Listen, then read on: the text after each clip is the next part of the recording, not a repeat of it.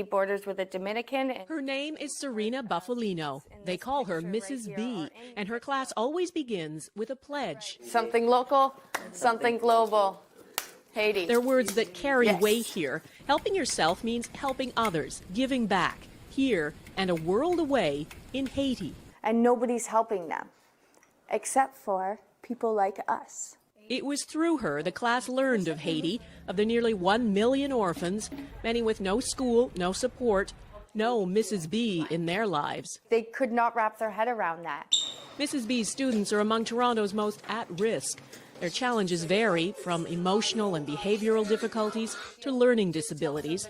Their trauma is so severe they can't function in a regular school setting, and we aren't allowed to show most of their classmates. For most of the kids, most of society has turned them away. And in this classroom, they're accepted. They're accepted no matter what for who they are. Take Yolanda. She came here last year so burdened and withdrawn, she would often fall silent, sometimes for days on end. It was, she says, Mrs. B's patience, her quiet encouragement, that saved her. She actually saves people's lives from dangers. And perhaps that's why these marginalized kids feel such a kinship with the orphans of Haiti, and why they were moved to act. And so when Yolanda and Jackie and Patrick said, well, Miss B, we need to build them a school. Build a school, no easy task. They started out raising money. They sold samosas, washed cars, screened movies, you name it. And in just a few months, this little class raised $20,000. So much, it's not just a one-room schoolhouse they can build, but a full 3-story school. And so Mrs. B set off on a journey she'd dreamed of, up into the dusty mountains above Port-au-Prince to a town called Canaan. It's home to thousands of earthquake refugees who live with no running water, no electricity, and no school, until now. The first step was a temporary school. It's up and running, 53 students already in uniform. The permanent school for 250 is growing from its foundations. It makes me want to cry because she just makes me feel so awed, and I'm very proud of her. All of this because of a handful of students back in Canada, and Mrs. B, the teacher who believed in them. These are for you. At another fundraiser, a special tribute to the students, accepted by someone who without Mrs. B might not be here. They believe in me and I believe in them, and together we not only change our lives, but we change the world around us. For inspiring great things and seeing the potential in everyone, Serena Buffalino is this week's Everyday Hero. This is the reason why I do what I do, is because of Yolanda and all the...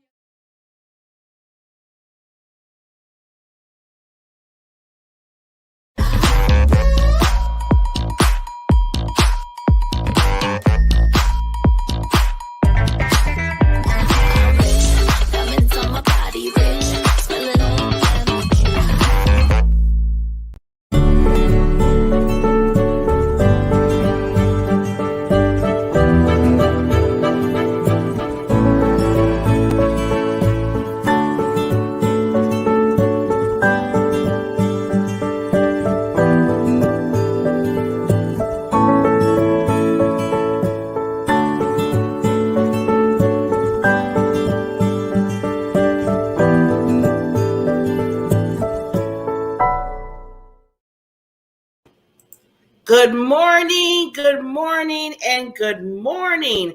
How are we doing today? It is Friday. Can you believe we're almost at the end of January? I know you're probably saying, okay, Barbara, don't remind me of that. I got so many things I got to do. I know. I reminded myself that this morning, and I was thinking to myself, I said, wow, 2022, we're into the year. We're going into February, and I know everybody's kind of probably saying, I didn't get my goals together. I put some goals at the beginning of the year. Is that kind of like a reminder of you phasing out? Stop it. I'm telling you right now, stop it. Calm down. Do the Usha moment like I do and say to yourself, it's going to be okay. It's going to be okay. It's going to be okay. That's why I tell people at the beginning of the year, keep doing what you're doing. Keep planning out what you need to plan out, and don't stress out about it. You put so much pressure on you when you do that. And then I always tell people too, things that you have done so far is probably the things you needed to do. It's probably the thing that you needed to do. So take it as that, take it as face value and tell yourself, okay, I'm moving in what the universe is telling me I need to do, and just flow with it. Just flow with it. And when you think of it like that, you can get so many other things done that way because you're not stressing, you're not putting all that on the back of, the back and the side and all that stress and everything. And this is something that I'm really going right into my first guest that I'll be having today, because I'm loving what Miss Tracy does. Now, as you all know, I call all the ladies that come on my show Queen Diamonds, because I look at them as queens.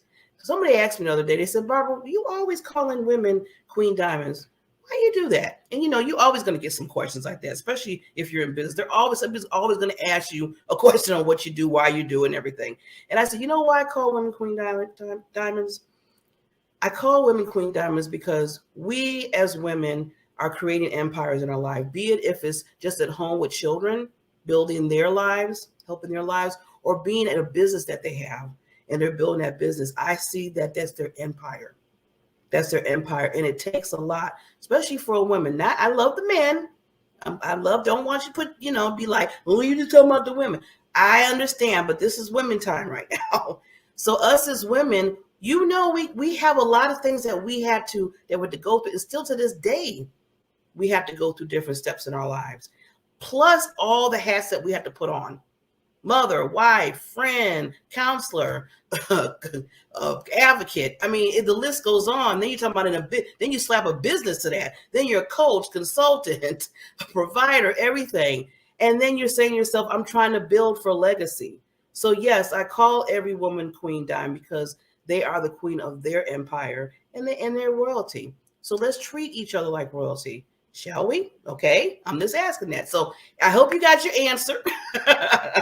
I'll keep saying it over and over again.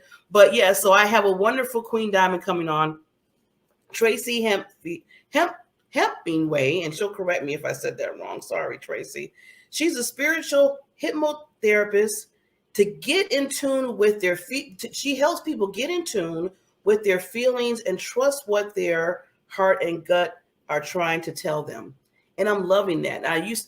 This show is about interviewing, and I hate to say interviewing, I like having a conversation with people, having a conversation with different coaches and consultants out there.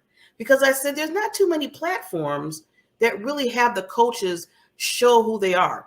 A lot of times you're hearing about speakers and authors and stuff, which I love them because I'm a speaker and author too, and a coach. But it seemed like coaches don't get their just due. So you really get to understand what they do for the world and understand that they're a lighthouse for people. They help people in every area aspect. So I told every coach that want to come on and say, come on my show. Let's talk about it. Let's really, really dig into what you do, why you do it, why you started, and why you help people. So Tracy's going to come on, but I can't bring on the queen, just say, here she is. I have to bring her in a nice royalty way, right?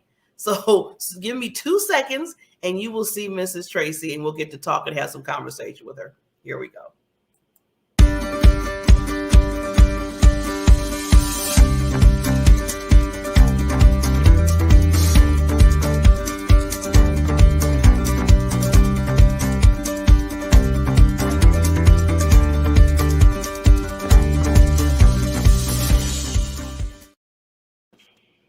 Ta-da! Ta-da! This is so wonderful. I like when I just meet people, but I feel like I've been knowing them for like forever. So thank you, Tracy, for coming on the show. Well, thank you, Miss Queen Diamond, Barbara. I'm excited to be here.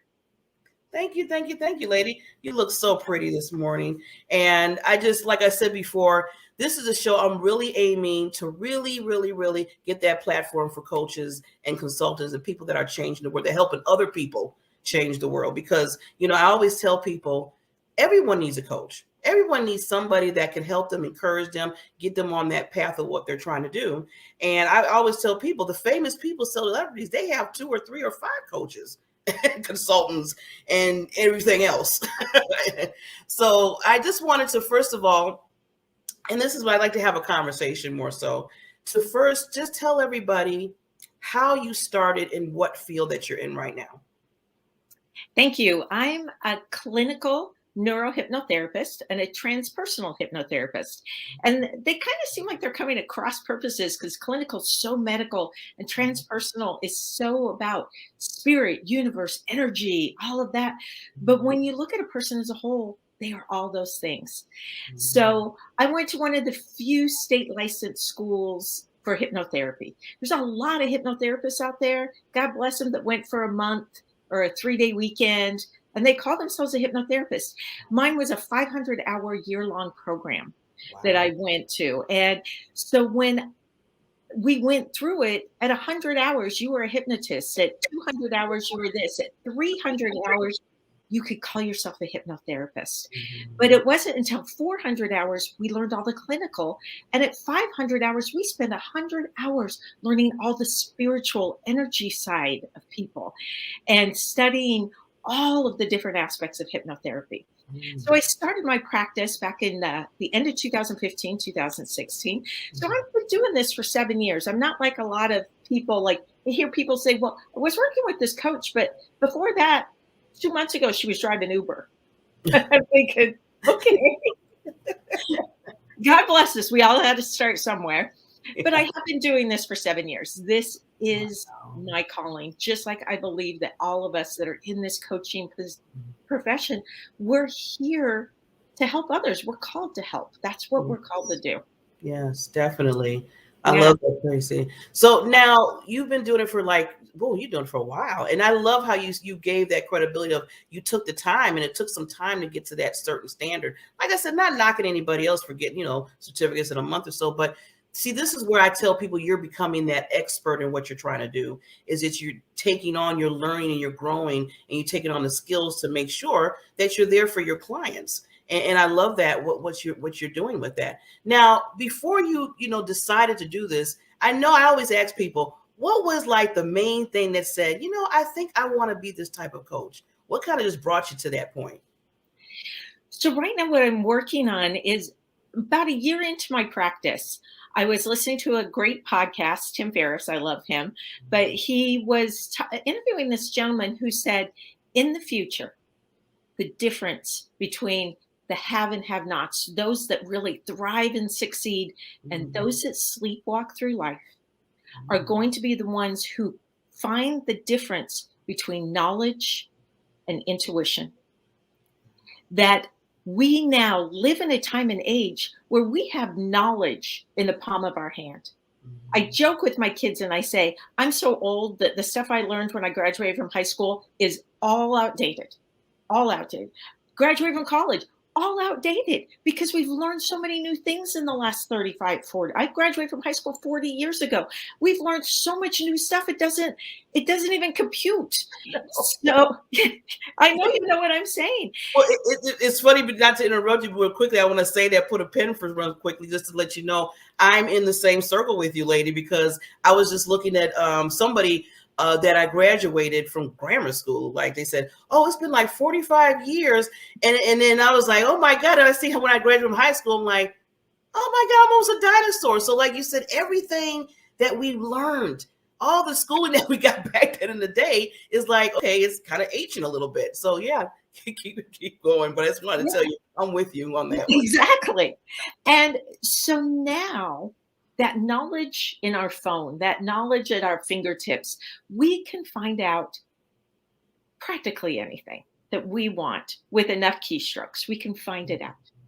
But the difference between those that are really succeeding, changing the world, are those that are tuning into their inner wisdom, their intuition, that space inside that is uniquely yours.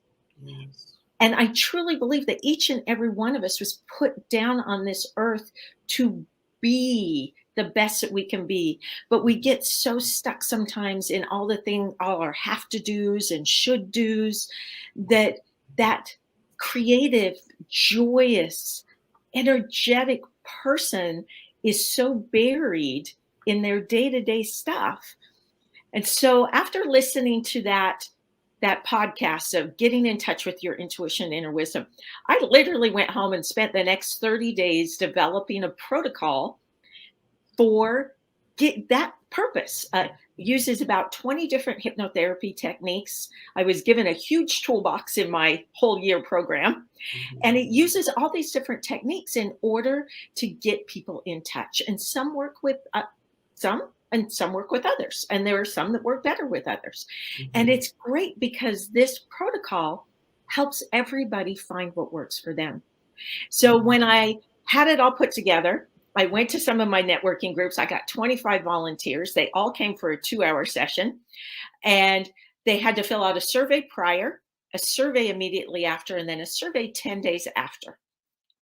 And the remarkable thing was the 10-day after survey, 100% said they hear that inner guidance more, that they have tuned in, that they know what that voice is now, that they had kind of tuned out for a long time. Wow. So that's what I'm working on right now. And it truly is because I believe that each and every one of us, the universe created you cell by cell to be unique and strong and healthy and wonderful. And the world has kind of gotten in our heads a little bit, and we're not doing it. Yes, definitely. So I love how you're really helping people, like you said, get into their inner self. Now, I know you said that, trusting that their heart and gut are trying to tell them something. So can you give us just a little guide on, like, when somebody comes to you, on how you kind of start that process with them? Absolutely. That's a great question. So we receive universal wisdom, all of that, through our feelings. Yes, we have ideas that pop in your head. You get those ideas that fly in and fly out, and you go, oh, that was brilliant. That's my $1 million moneymaker right there. But the universe, God, energy, however you want, whatever word you want to use, communicates to us through our feelings. And our gut tends to steer us away from things. You get that gut feeling. Don't turn left here, turn left up there. You get that gut feeling. Don't talk to that person. It's not worth your time. Then your heart steers you towards things, and it will say, I love this. I feel the happiness, the energy, the love towards this. And it steers you towards things. And then this right here, this likes to play the referee.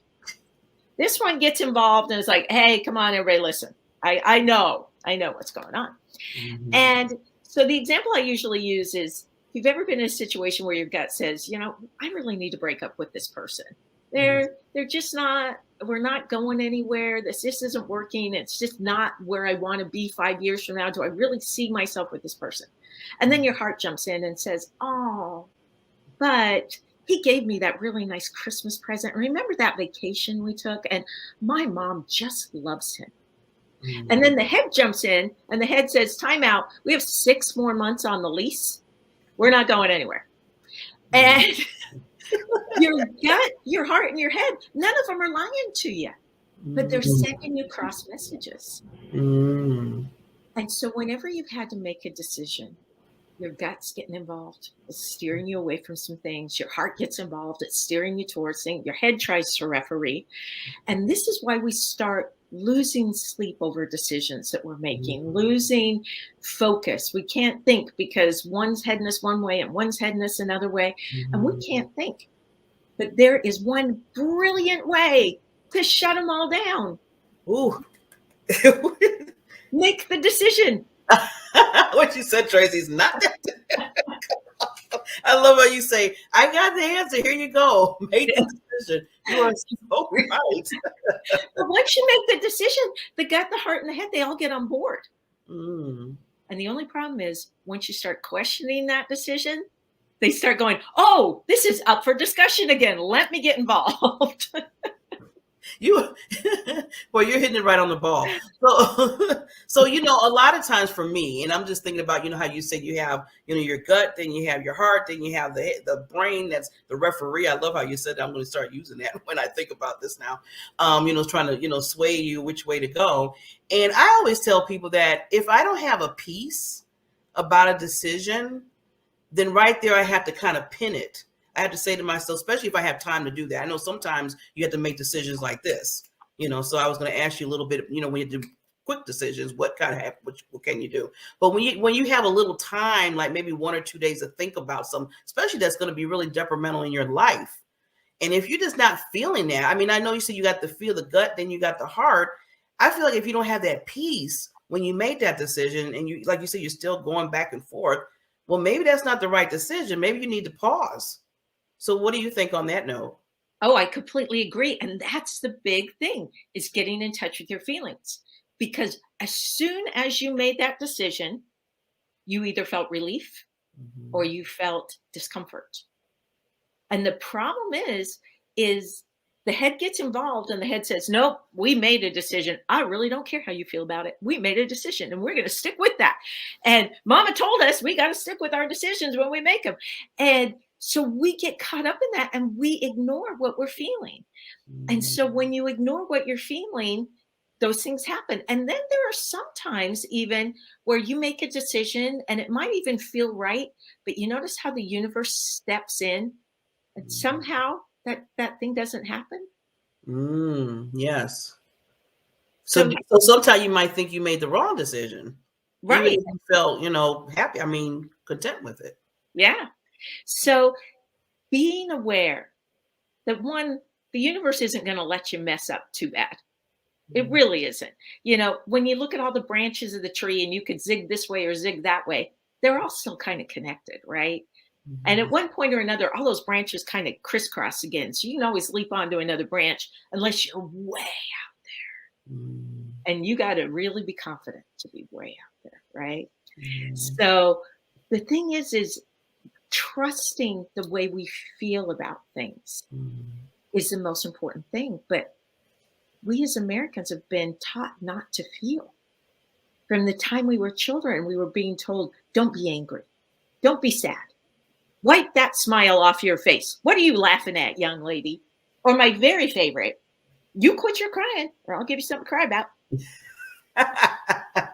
That reminds me, you brought up something back when my mother used to always tell me. But we've been told not to feel our feelings. And so then as adults, how can we trust them? We don't even know what they are. And I'm glad you brought that up, Tracy, because I was thinking about that. Because, everybody has, I always say, your stories in life of what you went through when you were a child until you got older. Different things happen, different type of dynamics. And I know in my life, my mother was, I call her Sergeant Beckley, basically. She was a sergeant in my life. And she was just basically, she was hardcore on things. What you crying about? It's just, this constant that. So it was like I had to say no. So when I felt like crying, I was trying to hold it in because my mother kept saying, no, you got to keep moving. Why are you crying? It's going to be, just keep going. And now that I'm an adult, I had to learn to let those feelings out, let those emotions out, because it's healthy. And it's really healthy to do that, to release, like you said. And I wasn't doing it when I was young because my mother was saying, no, no, no, no. So how many of us, had that, don't do that, especially for men. I know they deal with that a lot too, that to let that go. It's so true. And so getting in touch with those feelings in order to be able to utilize your intuition and your inner wisdom is step one. It really is step one. And like you said, we've been told, we'll just call her Queen Diamond Sergeant Becky. She was a queen. Yeah, you're right. Queen Sergeant Beckley. I like that. I want to start saying that. But she was, we were all doing the best we can. I'm a mom too. I have 3 daughters almost in their 30s. And so I didn't do it perfect. I am far from the perfect mom. But, as moms, we do say, keep going. But sometimes as adults, we know we have to keep moving forward, even if we are crying. Yeah. Yes. Yeah. Yeah. And, and it's like I said before, taking that pause, just because, you're taking the pause to let your emotions come out. That doesn't just to stop, that's where you have to make the decision again. Like you said, it's either, okay, am I going to just cry and stop and go in a corner and just stay there? Or I'm going to just cry it out, release it, and then say, okay, I'm good now. I can kind of move, past this and move forward. Well, and I work with a lot of clients and I talk about crying as one is like crying is your emotions going to the bathroom. You don't want to get all constipated. It doesn't work. But the other thing is we talk about holding the beach ball under in the water, and we're trying using all our energy holding that down, and you like let a little bit up and 3 tears sneak out, and then you let it a little bit up and 3 tears sneak out, where you just said it. If you let yourself just cry it out, 20 minutes max, you're out of tears. Me, it's usually like 5, but you're out of tears. There's just not any more tears there. And so allowing yourself to do that, but when you keep pushing it down and only let a couple sneak out and a couple sneak out, you're carrying that burden around with you in every aspect of your life because you're holding down what you're feeling instead of allowing yourself to feel it. Yes. And then that, like you said, that builds up, it builds up, it builds up. And then all of a sudden, you never know when it's going to happen. And, you know, stuff that builds up, it goes pow after a while. And then there you go. And I've been there. And I probably, a lot of people, all the audience out there, probably been there in their lives in some fashion or form if they kept holding stuff down. So that's, yeah.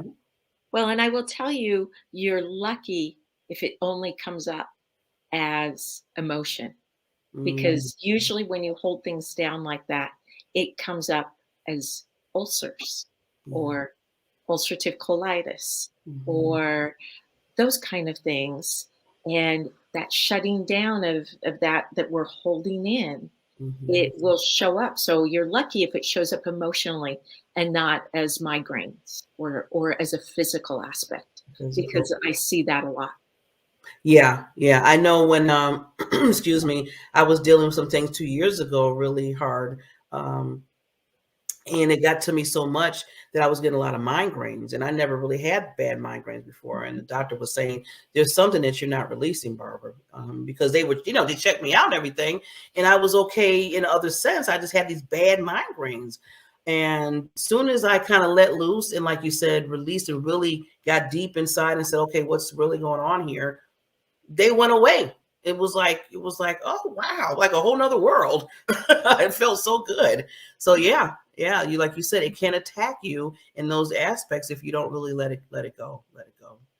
Yeah, So, your referee was getting your attention. yeah, really hard. I was like, it's like, stop it, I can't see.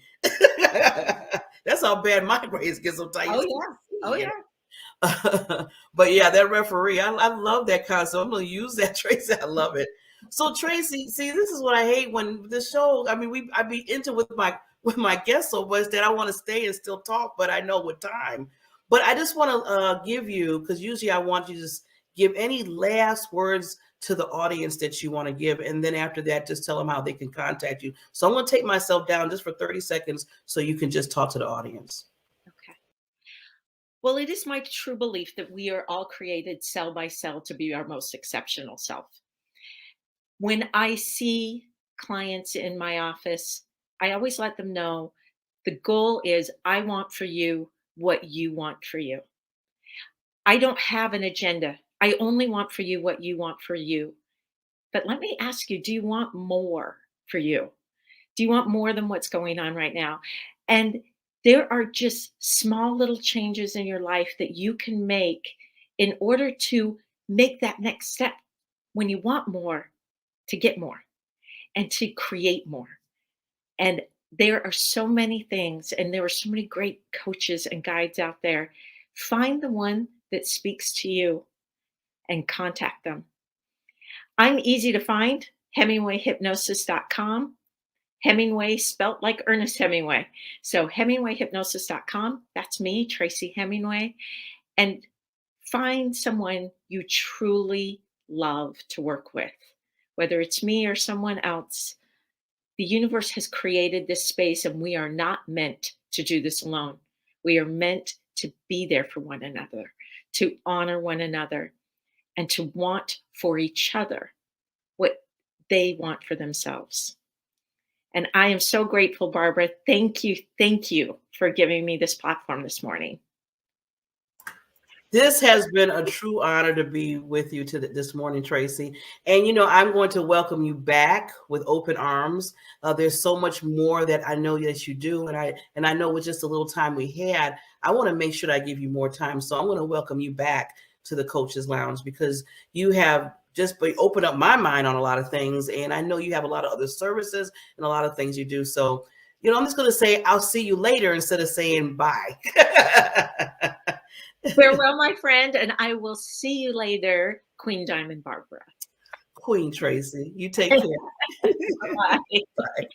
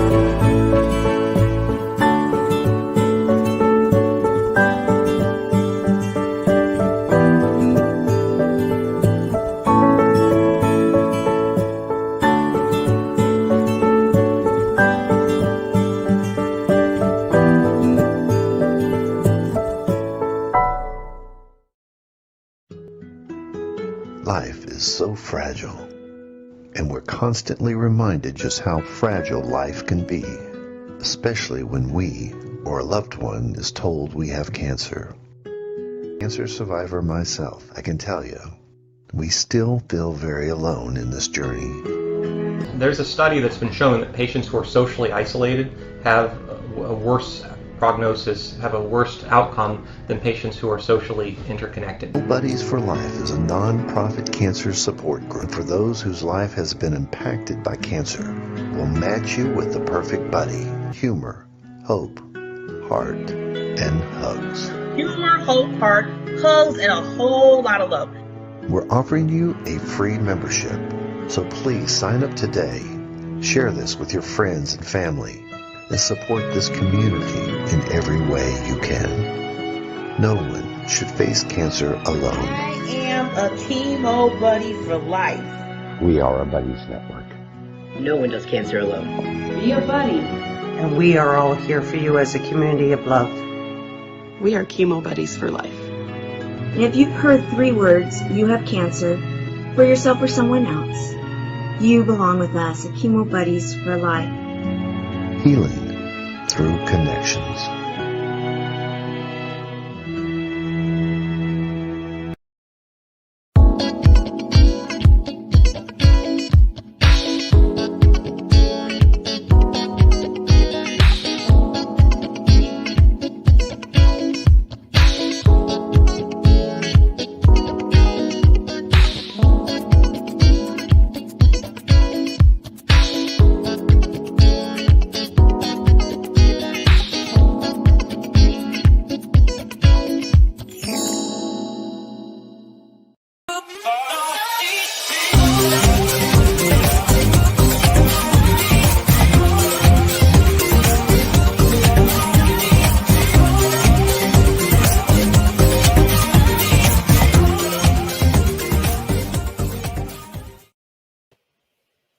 We have another wonderful guest coming.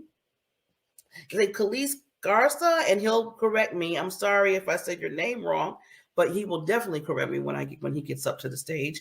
And I was saying that I'll call all the lady queen diamonds when they come on my show. Well, I have kings. I have kings coming, and I look at him as a king.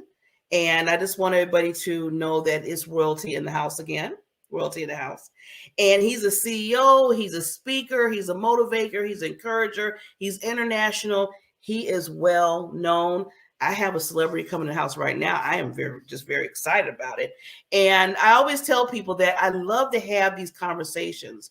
Some people are like, well, I'm coming on an interview and this. I said, no, we're going to have a nice conversation. And through that conversation, I want people to get to know you. So that's what it's all about today, is getting to know my wonderful guests.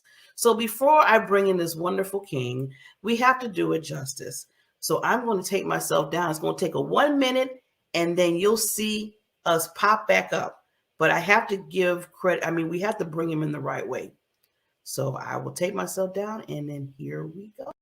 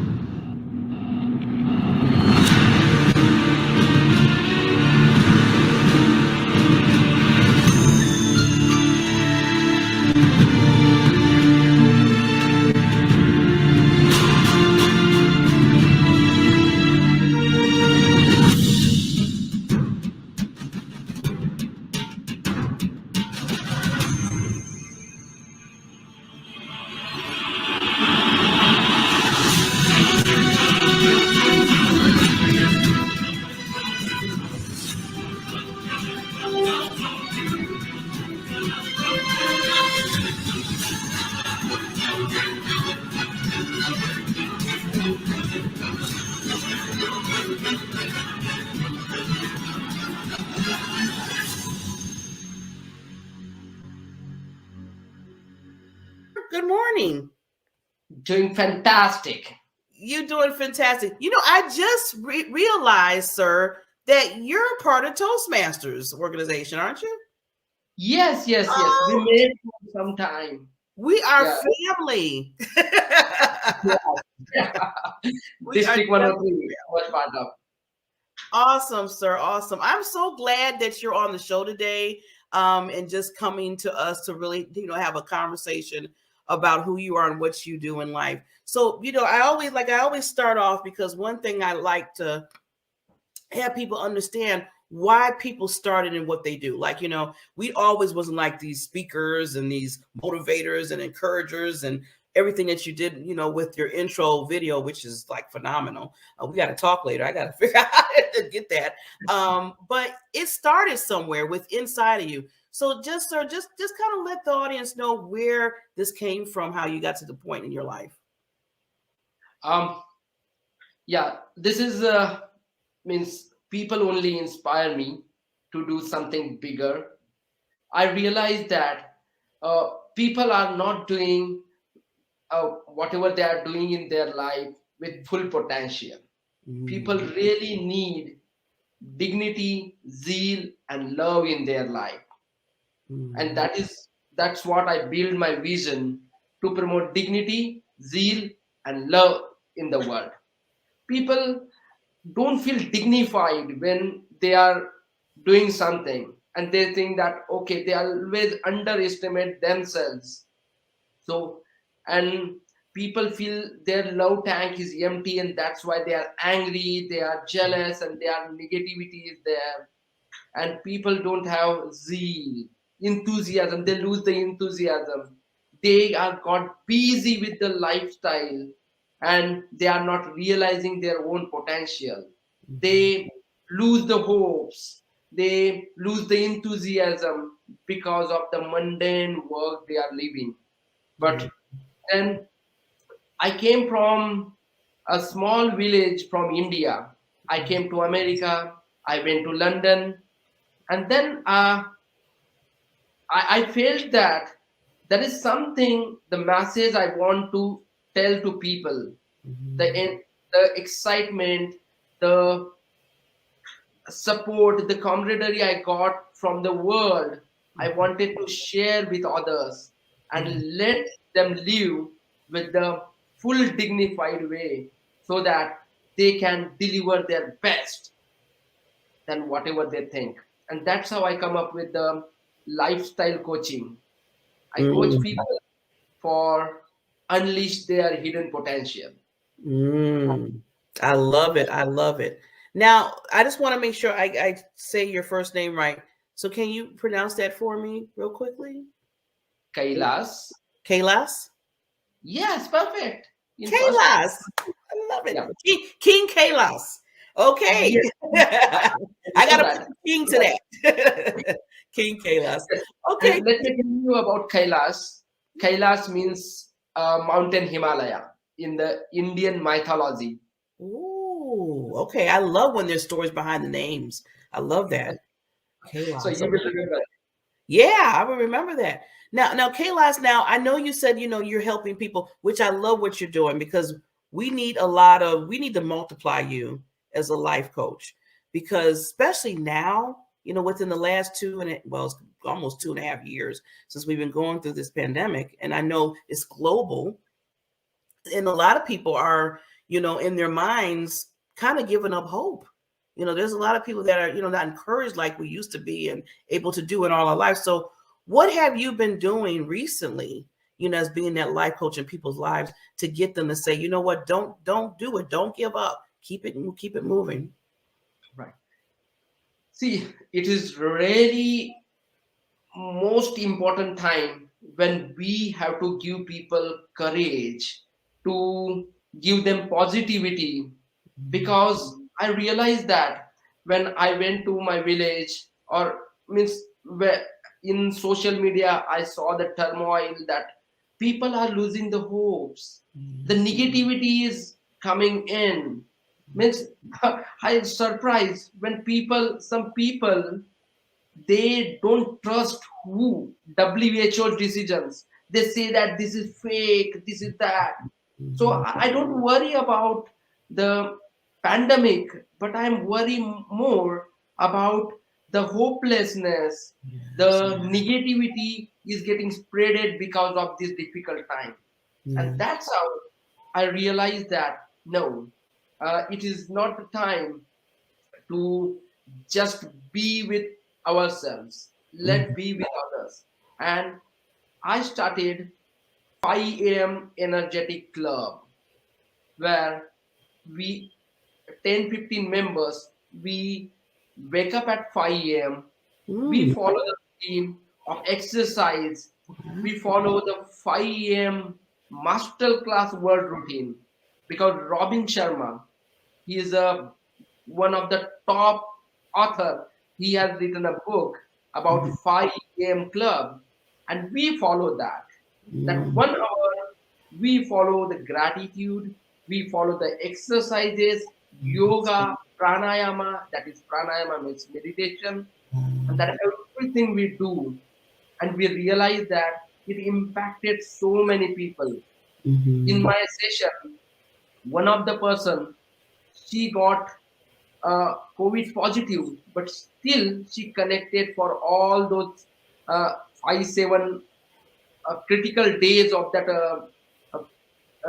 infection, and she survived, and she encouraging others. So that's how I've given that 5 a.m. masterclass to my audience, my clients.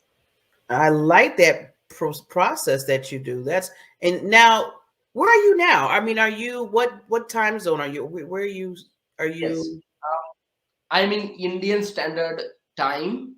Oh, wow. India time. So it is almost 8:22 p.m. I was about to say, it's night there. Yes, it's night. It's night. So I finished. Wow. So you're going to be getting up 5 o'clock in the morning. You're going to be basically getting yourself together. And I'll probably be sleep. So now I got to get in the habit of what you do. So I'm going to have to learn what you do. Wow. So now when you're, being a life coach, because, everybody's like, oh, I'm a life coach. I do, a lot of people say that particular title. So I want to know, what makes you that uniqueness that you bring as a life coach compared to others that are saying that they do the same thing? Right. Many people say that lifestyle is very difficult thing, because it comes with your identity, it comes with your habits and your personal stuff. Okay, it is complex, but do you know that we can change it? We can learn it from others. And the special thing I do is I work with them, and it is not just the theoretical where I gave them a thesis and big books to read and that. I work with them. If they wake up at 5, I wake up with them at 5 o'clock. I call them, and in our 5 a.m. time, we discuss about daily goal. Once we discuss about yearly goal, and then we discuss about daily goal, what you wanted to do, achieve today to achieve that yearly goal. And that's how one-to-one connection we make. We ask people to actively work on that, and I give them that perspective that how you just make it as your identity. I ask people to put it on your status, their status, that on WhatsApp status, Facebook story. Tell people that you are waking up at 5 a.m. Now you become 5 a.m. person, and make it your identity. Whatever you are doing, I encourage them to make their identity so that they don't lose the focus, they don't lose the interest. That is what unique things I wanted to do with them. I not only teach them, but I work with them. Yes, and I love what you do is you're creating that bond, that relationship with them. Because when you think about it, if you're a life coach, you have to really understand where they are so you can understand how to help them, guide them in the different areas that they need. But just giving them a book or saying, read this, to me, that's just, you're not you're not building that. So I love your uniqueness of what you do to make up the life coach that you are. And that's why you're so famous at what you do now. I look at you as a celebrity. I do. You're a celebrity to me. And because you're helping other people in their lives. And that takes a lot. That takes time and effort. So saying that, now, if somebody came to you, like, just saying, you know what, King, I need help in my life. I need some guidance. Where do you kind of start with them? I mean, what's like the first thing that you would work with them with? Right. First, whoever comes to me, I ask them questions about what is the area you want to work on. Means if they tell about relationship, I will ask them, how you gonna achieve that? And if somebody says that I want to better my relationship with my wife, my life partner, so I tell them, what is your gratitude about her, what you admire her for, and what you want to give. Always the thing to achieve anything is the gratitude and the servitude. Means everything first start with attitude, then gratitude, and then servitude. I ask them whether you really have an attitude to make that relationship better. Then feel the gratitude because of her, how your life is becoming better. What is the importance of her in your life? And then the last one is servitude. What you want to serve. Whether you want to leave your ego behind, whether you want to serve her with the full heart. And then I encourage them to go with that all three steps. Change the attitude, follow the gratitude, and serve her, serve them, serve the society. What is it? That three steps I wanted them to follow. Wow, you could take those 3 steps and use that in any area of your life. I'm loving that. Attitude, gratitude, and servitude. And I like how you mentioned, the third one that you mentioned. That's a uniqueness that you have, because some people don't think of that third part. Sometimes people say, okay, you have to have a good attitude. You have to just, get the negative, be positive attitude. And then after that, you need to be grateful, what you have. But then the third part, I like how you weave that in there. That's really important. Really important. Wow. So now, King. Now, thank you very much. I love that the King. Always I wanted myself to somebody called King, and you picked up properly. Thank you. Yes. And okay, now saying that, because one thing I believe, and that's one of the reasons why I give that, I call, like I said, the women queens and the men kings, because how affirmations, and maybe you can talk a little bit about this being a life coach, and see how important affirmations are. Because we have to, if no one else is going to say, how incredible we are and important we are, we have to say it to ourselves first. So do you use some of those concepts within your life coaching? Yes. Means I encourage people, because I know how affirmation works, but I don't want them only to read. I want them to prepare their own, because that way it helped me a lot.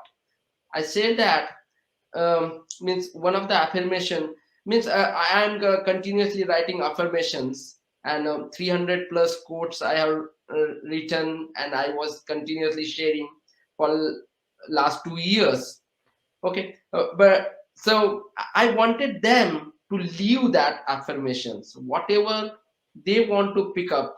So I picked up one of them, that is, everybody wanted to change the world, but the project to change ourselves never picked up. So that I always try to follow. And I want everybody to take one affirmation and leave that for their own life forever. And then they will see the miracles are happening. You pick up anything, as Mahatma Gandhi said, um, truth is a triumph.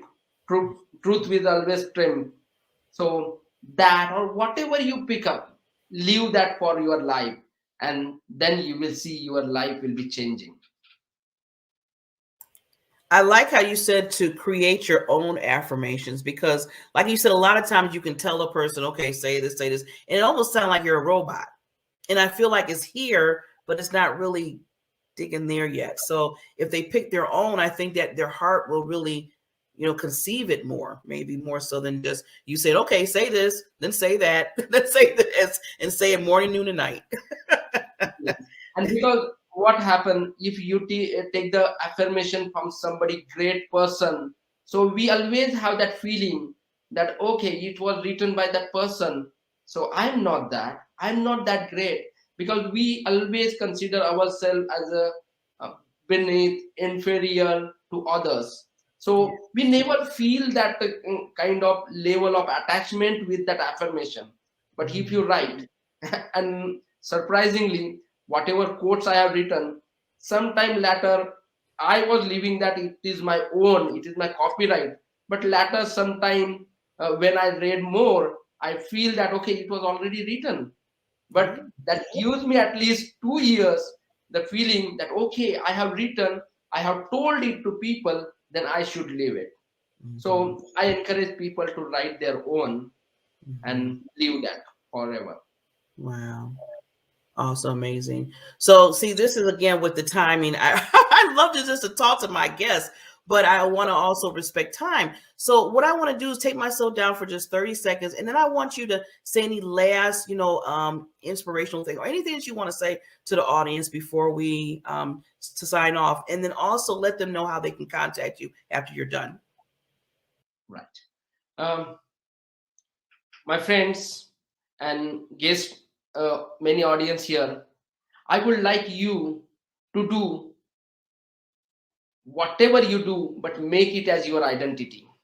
If you want to serve, then serve the society, because you can be, you can lose, you can be, you might not be good speaker, but while serving, you are always the great person, you are always good.